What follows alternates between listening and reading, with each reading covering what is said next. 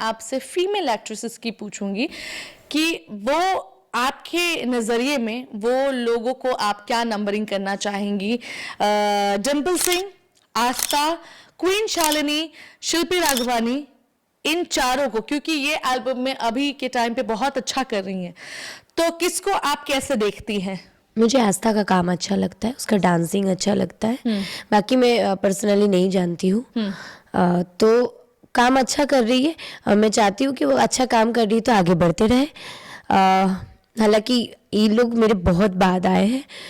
और क्वीन शालिनी वो मुझे दीदी दीदी करके बात करती है, तो हमेशा तो आजकल अच्छा काम कर रही है, उसके लिए भी ऐसे ही है कि अच्छा काम कर रहे हो, ऐसे ही अच्छे काम करते रहो। और सबसे बड़ा बात ये है कि अच्छा काम करने से नहीं होता है, आप जब आपको जब नेम फेम मिलती है ना, स्टार्टअप मिलती है ना,